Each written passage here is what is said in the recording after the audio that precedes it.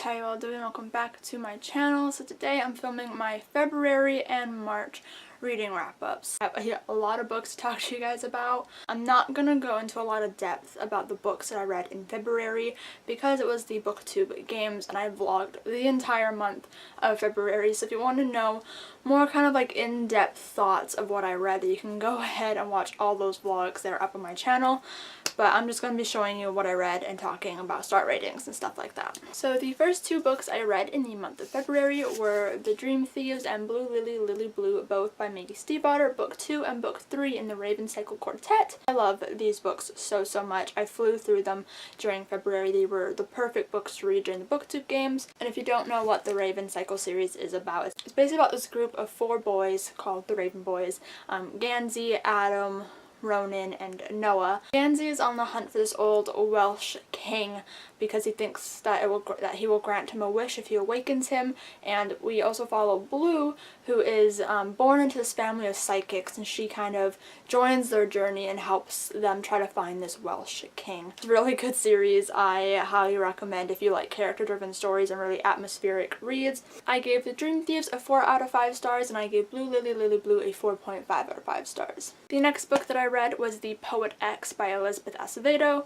This is a book written in verse, which is not my typical type of book that I read. I've never read a book written in verse before, so it was a new experience for me, and I was really excited to read it because I know a lot of people on BookTube love it. Like, I appreciate all the diversity in it. It just wasn't a story that was for me. I didn't enjoy it being written in verse, and it dealt a lot with church heavy stuff, which is just not what I like to read about. So unfortunately for me, I did not really enjoy the story. I gave that one a 3 out of 5 stars. And then the fourth book that I read was The Raven King by Maggie Stiefvater. So obviously I've already talked about the series, so I'm not going to talk about it more, but wow, what a conclusion. I absolutely adored this book. I gave this one a 4.25 out of 5 stars. The next book that I read was Brightly Burning by Alexa Dunn. I was really excited for her book. I liked it, I enjoyed it, but I wasn't a huge fan. If you don't know what it's about, it's basically a Jane Eyre retelling but told in space, and that's the best way that I can describe it to you. I wish I enjoyed it more, but it just wasn't a book that blew me away, and I gave Brightly Burning a 3.75 out of 5 stars. The sixth book that I read in February was Throne of Glass by Sarah J Maas. I read this for the Mass-along that I'm co-hosting with Peyton Reads. It's a readathon where we read all of Sarah J Maas's books all year long, 1 book a month, and unfortunately I did not enjoy this one as much as I did originally. If you guys have been around on my channel for a really long time, this was one of the first books that I actually read on my channel. It was featured in my very first video and one of my first wrap-ups. I absolutely adored this book when I first read it, but unfortunately it just did not hold up this time around. If you don't know what Throne of Glass is about, it's basically about Celaena Sardothien, who is the best assassin in all of Adarlan, and she has been in this slave camp. She gets approached by the Crown Prince of Adarlan to become the king's assassin by participating in a series of events, and so that's what this book's about. And yeah, unfortunately I did not enjoy it as much as I did last time, so I ended up giving this one a 3 out of 5 stars. Next book that I read was I'll Be There For You, The One About Friends by Kelsey Miller. I loved this book. This book is all about the Friends phenomenon and history of Friends, what was happening while Friends was like airing, and kind of just like what Friends means to people, and specifically to the author of this book. I loved this book. If you don't know me at all, you know Friends is my favorite show. I tabbed it a lot, I even annotated it, and I just had a frickin' blast reading this book. It's definitely one of my favorite non-fictions I've ever read, so if you love Friends at all, I definitely recommend that you read this book. It made me cry, it made me laugh. I had a really great time reading it, so naturally I gave this one a 5 out of 5 stars. The next book that I read was Simon vs. the Homo Sapiens Agenda by Becky Albertalli. If you don't know what Simon vs. is about, Where Have You Been? It's basically about a boy named Simon Spear who is in the closet. He hasn't come out to his family or his friends that he's gay. He starts emailing this boy who goes by Blue, and they both go to the same school, but they don't know who each other are. And it's basically about him being blackmailed because somebody finds his emails, and it's a really beautiful and cute story. This is my 4th time reading it, I think, and I tabbed it and re-annotated it. This is my 2nd time annotating it, which I really enjoyed, and look at all of the damn tabs. So many. It's so much fun to just like touch. So naturally I gave this one a 5 out of 5 stars. Are we surprised? No, we are not. Okay, so the next book that I read was Alice in Zombieland by Gina Showalter. So this book is basically about a girl named Allie Bell, and her family was murdered by these monsters that she later finds out are like zombie type creatures, and she ends up finding out that she can see these monsters and she can also learn how to fight them when she meets some people at her new school that are zombie fighters. So she kind of joins their crew to help defeat the zombies to avenge her family. And I loved this series years ago, and it's a really trashy series, and when I read this one again, I still enjoyed it despite it being trashy. Again, if you want to know more of my thoughts, I watched my reading vlogs from February because I talk a lot about this series, but this one specifically I gave a 4 out of 5 stars. And then the next two books that I read were actually graphic novels. It was Wires and Nerve Volume 1 and Wires and Nerve Volume 2 Gone Rogue. These are the graphic novels that take place after the events of the Lunar Chronicles series, and I love these so much. These were rereads for me. I've reread this one twice before this time, so now 3 in total, and this was my second time at reading this book, and I love them so much. I love seeing my characters again that I love so much. So these ones follow Aiko, who is a character in the Lunar Chronicles series, and they're so good. So both of these were a 5 out of 5 stars. But the next book that I read was Heartless by Marissa Meyer, and I actually listened to this one on audio. I really enjoyed it. The narrator that does Marissa Meyer's books is so damn talented. She can just capture characters' voices in a way that I've hardly ever heard before from an audiobook narrator. She did it so well with Lunar Chronicles, and she did it again with Heartless. She just captured Kath's voice so beautifully and all the different whimsical characters, and just really brought this story to life, which I really enjoyed. So if you don't know what this book is about, it's basically about the Queen of Hearts. It's the Queen of Hearts origin story, and it's really good. And I gave it a 4.25 out of 5 stars. The next book that I read was Through the Zombie Glass by Gina Showalter. Again, I realized that it was trashy, but I still enjoyed it while I was reading it. So this one I gave a 4 out of 5 stars. More Marissa Meyer. So I read Stars Above by Marissa Meyer. These are the short story collections for the Lunar Chronicles. I really enjoy this. Again, if you love the Lunar Chronicles series, I highly recommend reading all these stories because most of them were very good. All in all, I gave this one a 4 out of 5 stars. So, the next book that I read was Harry Potter, the Film Wizardry. I was just in a really big Harry Potter mood, but I didn't feel like picking up an actual Harry Potter book. So I picked up the Film Wizardry. I absolutely adored this. I love learning more about the Harry Potter movies and everything. So, again, if you love Harry Potter, I definitely recommend picking up this book. I gave this one a 5 out of 5 stars. It's Harry Potter. Are we surprised? Next book that I read, Queen of Zombie Hearts by Gina Showalter. This is the third book in the Alice in Zombieland series, and this is where it started to get a little unbearable. So the trashiness became too much for me by the time I rolled around to this book. All the things that like weren't bothering me in the first two started bothering me in this book, unfortunately. So, so I ended up giving this one a 2.85 out of 5 stars, which is a huge contrast to the 4 stars that I gave the other ones. So this one just did not do it for me at this time around, my lord. And I'm actually unhauling all of these books, so I had to pull them out of my unhaul bag just to show them to you guys today. Those are all the books I read in February, so now we're going to talk about all the books that I read in March, and I'll go more in depth with these ones because I didn't vlog me reading any of these ones. Naturally, the first book that I read in March was A Mad Zombie Party. This was the final book in the Alice in Zombieland series. If you did not know, the Alice in Zombieland series was actually originally a trilogy, and then she decided to continue it with this book. We follow Frosty, who is a character from the other books, and we get to see his point of view because something traumatic happens to him in his life at the end of Queen of Zombie Hearts, and so we follow him in the aftermath of what happened in this book. And this is the only one that I haven't read before, and this is my first time reading it, which is why I decided to reread all the other ones so I could like catch up and remind myself everything that happened. I did not enjoy this one at all. I actually picked it up during February and I couldn't finish it until March because it just felt like I was pulling teeth and like I was wanting to rip my hair out, and it was just so torturous, and I was so upset because I wanted to love this series as much as I did the first time. I was obsessed. Like, I'm pretty sure all of those were like 5 out of 5 stars the first time I read it, or like close to. this time I could not be invested anymore. Like, by the time I got to this book, I just didn't care about the characters anymore. I really did not care about Frosty or anything that he was going through. I was just so over it, and I thought that the series should have ended at Queen of Zombie Hearts. And I even ended up skimming most of the second half of this book because it was just getting to be too much. But I didn't want to DNF it because I went through the pain of reading the other books, specifically the last, like the third book.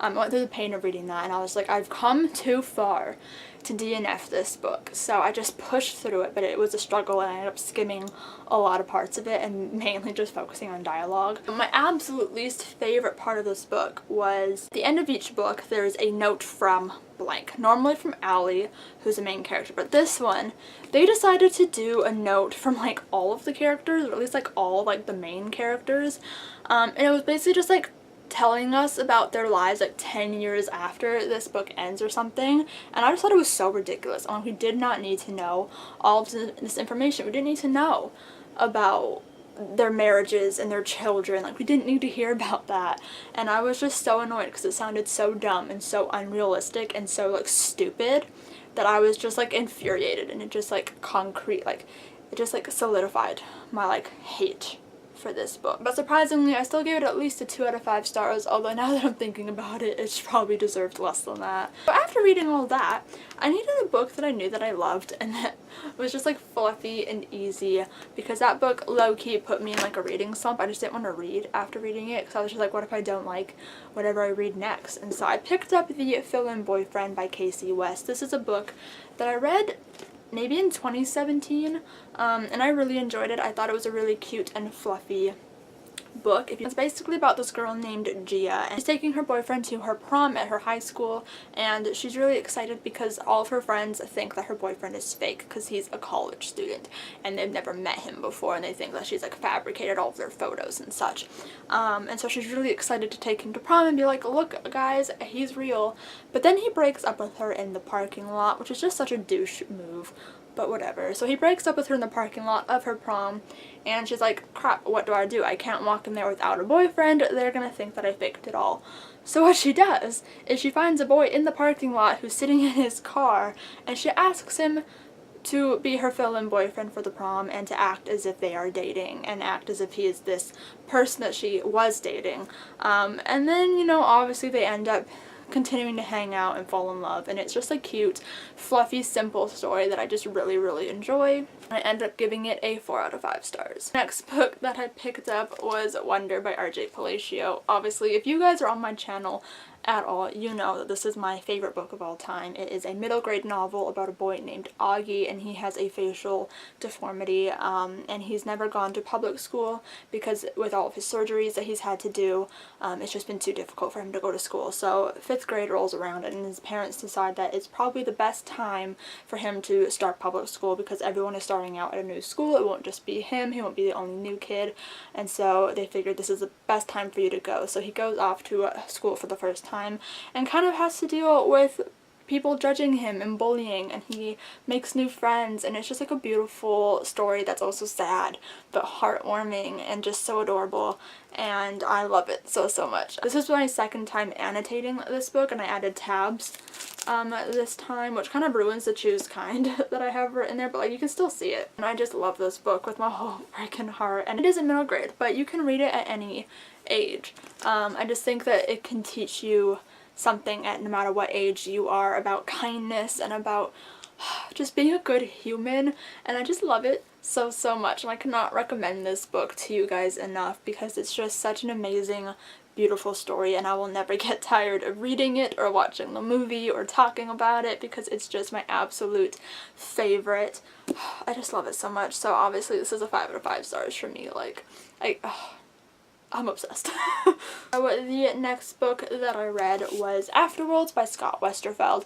This is a book that in March I realized I've owned for like 5 years or something ridiculous, like a really long time. I'm pretty sure I've had it since like my first year in high school, and I'm graduated now. So it's taken me a long time to actually get around to this book.